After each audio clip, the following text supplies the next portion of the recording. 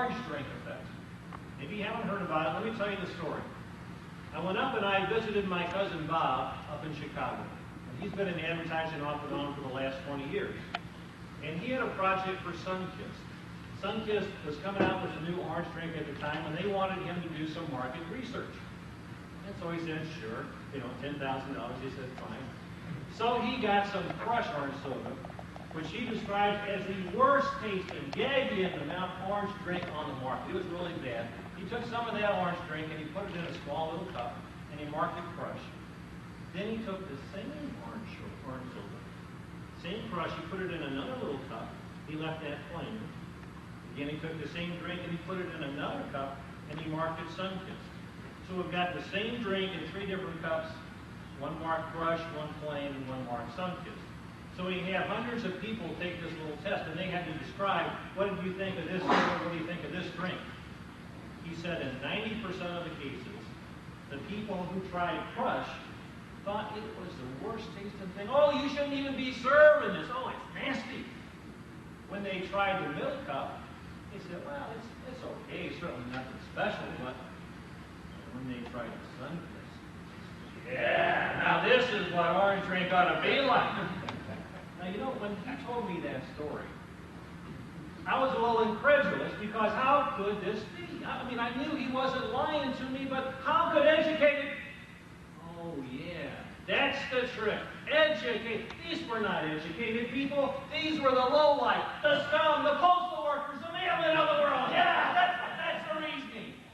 This certainly wasn't true of the intelligent, sophisticated people that I knew, right, Eric? Of course not. But just for the heck of it, I decided to try that same experiment here at South County Toastmasters. And I did. A few months back, we had 23 Toastmasters basically take the same test. In place of Crush, we had Shasta, which everybody knows is the cheap local brand. And Jim, if you hold up a little Shasta bottle just to try to represent, I couldn't even find a Shasta bottle. I must be off the market now. It's so big. We tried Brand X, which was sort of I told you it was a brand new drink coming out. And again, we tried to compare that against Minute Maid, which was the so-called premium brand, the expensive brand. Now, in all cases, the drinks were the same. They were all Shasta. But when we took the test, let me ask you a question. Which brand do you think got the lowest score from the club? Shasta's right. Shasta's the cheap one. Which brand do you think got the highest rating? Minute Maid, that's right. So, if our philosopher was here, I'm sure he could even deduce it. I'm sorry Jay's not here, but of course Brand X is in between.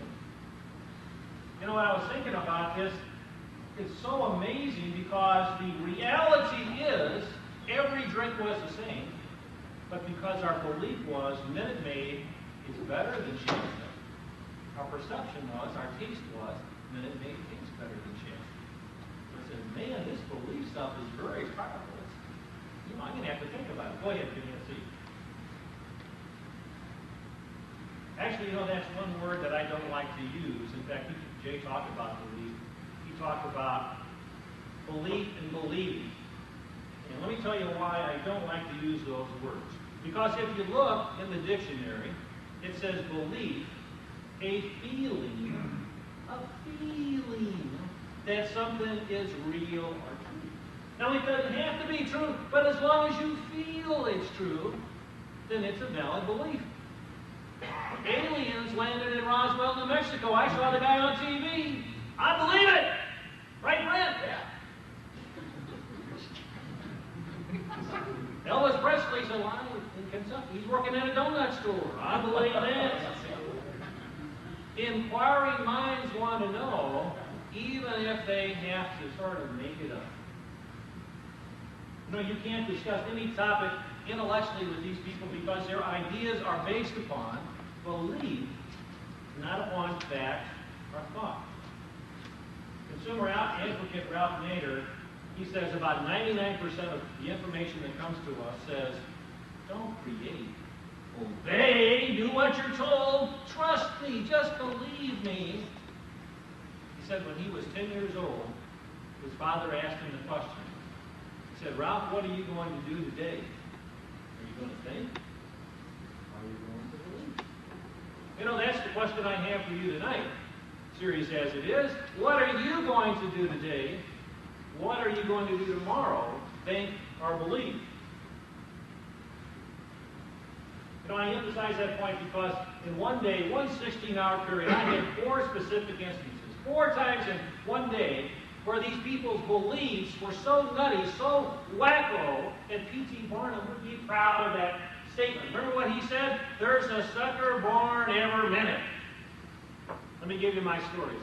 Story number 1. I'm on the ride, I'm delivering a parcel to this woman.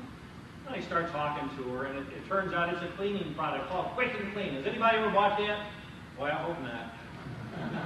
$100 it costs. And I said, boy, that's a lot of money. She said, oh, yeah, I know, but you know, it'll take the place of every single cleaning product in the house. Well, that's it. Spick and span, everything just use this one product. She said, it will save me $2,000 this year. I said, who told you that? She said, I saw it on a TV infomercial. Belief number 1, it cost her $100. Belief number 2, I had 2 so-called intelligent friends of mine called me up that night, and they wanted to know what their email address was. They were on the internet, they didn't quite understand it. They had heard that there was just money waiting for them in banks. Someone had done a database of all these people who closed these bank accounts and nobody had claimed. All you got to do is call in and you can get this money. I said, how much is this going to cost you?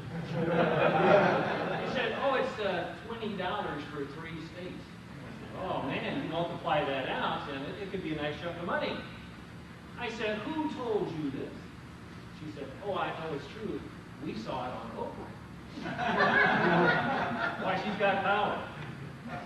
Story number 3. I got a tape from a lady on my route. Multi-level marketing tape. Something like Amway, but not Amway. It's another product. This product is, where's George? I want you to listen, George. This is what this product will do to you. You know, fancy tape, fancy marketing. This product will give you more energy. It's run a jet lag. Pimples in teenagers. It will help your allergies, asthma, chronic ear infection, chronic sinusitis, headaches, constipation, high cholesterol, PMS, eczema, chronic fatigue, and arthritis. George, you could be healed. Praise the Lord. Yeah, right. George says, here's my wallet. Take everything I got.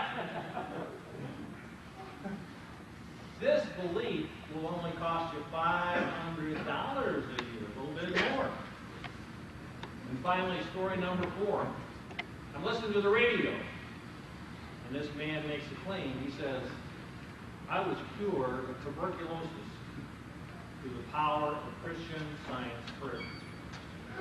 I want to take this guy, grab him by the lapels, and slam him up against the wall because my friend, my best friend, just died. He was 50 years old. He was a Christian Scientist. He didn't go to a doctor. His belief cost him his life.